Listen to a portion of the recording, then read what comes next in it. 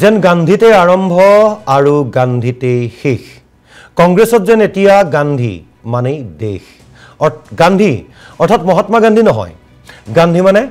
ইন্দিৰা গান্ধীৰ কথা কৈছো গান্ধী মানে ৰাজীৱ গান্ধীৰ কথা কৈছো গান্ধী মানে সোনিয়া ৰাহুল আৰু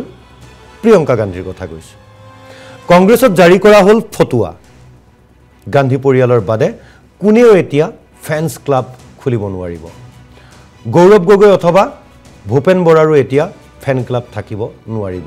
সোনিয়া গান্ধী ৰাহুল গান্ধী আৰু প্ৰিয়ংকা গান্ধীৰ বাহিৰে কংগ্ৰেছৰ কোনো নেতাৰেই ফ্যান ক্লাব গঠন কৰিব নোৱাৰিব যদি কৰে বা কোনো নেতাৰ শুভাকাংক্ষী অনুৰাগীয়ে যদি সেই পদক্ষেপ লয় তেন্তে দোষী সাব্যস্ত হ'ব সংশ্লিষ্ট নেতাজন যেন নাও বুৰিলেও টিঙৰ পৰা নানামে কংগ্ৰেছ সামাজিক মাধ্যমত দেখা গৈছে এতিয়া পৰিয়ালবাদ কংগ্ৰেছৰ পৰিয়ালবাদ আৰু পৰিয়ালবাদক লৈ আপোচ নকৰে কংগ্ৰেছ হাই কমাণ্ডে এতিয়াৰ পৰা কোনো কংগ্ৰেছী নেতাই সামাজিক মাধ্যমত গঠন কৰিব নোৱাৰিব ফ্যান ক্লাব কংগ্ৰেছী নেতাৰ ফ্যান্স ক্লাবক লৈ এতিয়া কঠোৰ হাই কমাণ্ড হে অসম তথা ভাৰতবৰ্ষৰ কোনো অঞ্চলৰ নেতাৰেই থাকিব নোৱাৰিব ফ্যান্স ক্লাব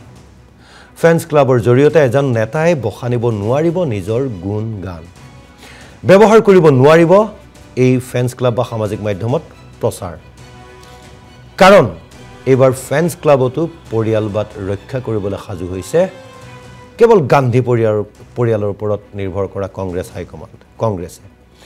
সেই গান্ধী পৰিয়ালেহে কেৱল গঠন কৰিব পাৰিব ফ্যান ক্লাব থাকিব কেৱল ৰাহুল গান্ধী প্ৰিয়ংকা গান্ধী অথবা সোনিয়া গান্ধী কংগ্ৰেছৰ ৰাজনৈতিক পৰিক্ৰমা বিভাগৰ এই গুৰুত্বপূৰ্ণ সিদ্ধান্ত অকল ইমানেই নহয় দেওবাৰে ৰাজীৱ ভৱনত অনুষ্ঠিত কংগ্ৰেছৰ এক বিশেষ বৈঠকত দলীয় অনুশাসন সন্দৰ্ভত তত্ত্বাৱধায়ক জিতেন্দ্ৰ সিঙে ক'লে যে নেতা কৰ্মীৰ সন্মুখত তেওঁ ক'লে ফ্যান্স ক্লাবৰ পদবীত থাকিলে হেৰুৱাব লাগিব কংগ্ৰেছৰ পদবী অৰ্থাৎ এক প্ৰকাৰ কংগ্ৰেছৰ পৰাই যেন বহিষ্কাৰ হ'ব লাগিব কংগ্ৰেছৰ ৰাজনৈতিক পৰিক্ৰমা বিভাগৰ এই সিদ্ধান্তত এতিয়া বাৰুকৈ হতাশ প্ৰদেশ কংগ্ৰেছৰ সভাপতি ভূপেন বৰা আৰু সাংসদ গৌৰৱ গগৈৰ অনুৰাগী তথা শুভাকাংক্ষী কিয়নো বিগত সময়ছোৱাত আমি দেখিছিলোঁ যে গৌৰৱ গগৈৰ নামত তেওঁৰে একাংশ অনুৰাগীয়ে শুভাকাংক্ষীয়ে ফ্যান্স ক্লাব গঠন কৰি বিভিন্ন বিষয়ত জনমত গঠন কৰি আহিছে গৌৰৱ গগৈৰ বিভিন্ন ভাষণ বিভিন্ন ভিডিঅ' বিভিন্ন ফটো তেওঁৰ মন্তব্য প্ৰচাৰ কৰি আহিছে এই ক্ষেত্ৰত সংশ্লিষ্ট নেতাজন গৌৰৱ গগৈ বা ভূপেন বৰা প্ৰদ্যুৎ বৰদলৈ বুলি কথা নহয় সংশ্লিষ্ট নেতাজনৰ যথেষ্ট লাভৱান হয় এটা জনমত গঢ়ি উঠে তেওঁলোকৰ সপক্ষে বা তেওঁলোকৰ জনসম্পৰ্কটো অধিক সুদৃঢ় হৈ উঠে একেদৰে প্ৰদেশ কংগ্ৰেছৰ সভাপতি ভূপেন বৰাৰ নামতে একাংশই ফ্যান ক্লাব গঠন কৰি সামাজিক মাধ্যমত প্ৰচাৰ অব্যাহত ৰাখিছিল কিন্তু কংগ্ৰেছৰ PACৰ এই সিদ্ধান্ত অনুসৰি সাংসদ গৌৰৱ গগৈৰ লগতে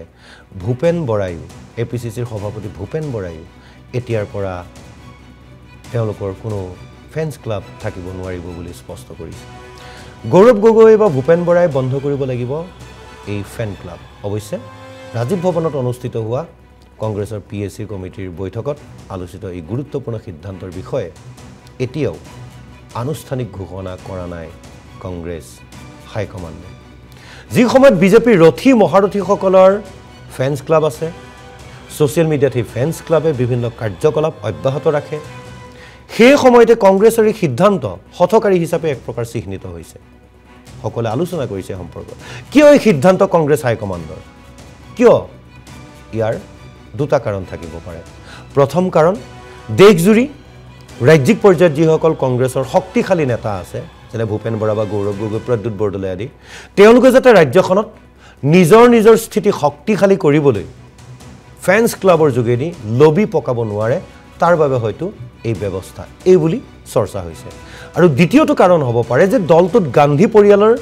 যিটো অতীজৰে পৰা নেতৃত্ব সেই নেতৃত্ব যাতে নিষ্কণ্টক হৈ থাকে তাৰ কাৰণো হ'ব পাৰে কাৰণ শশী থাৰুৰ বা জয়ৰাম ৰমেশৰ দৰে নেতাৰ ফ্যান্স ক্লাবে যদি প্ৰভাৱ বিস্তাৰ কৰিবলৈ সক্ষম হয়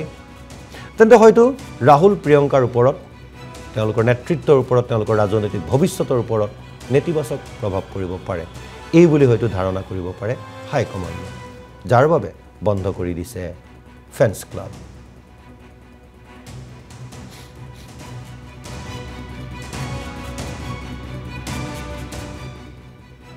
নগাঁৱৰ জুৰিয়াৰ কদমনি পথাৰ বেপাৰী বস্তিত আৰক্ষীৰ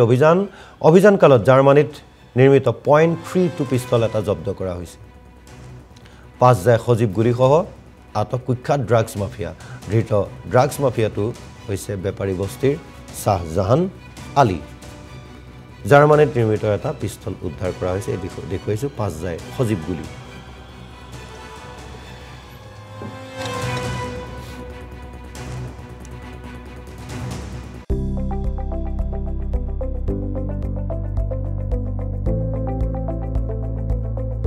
NB নিউজ,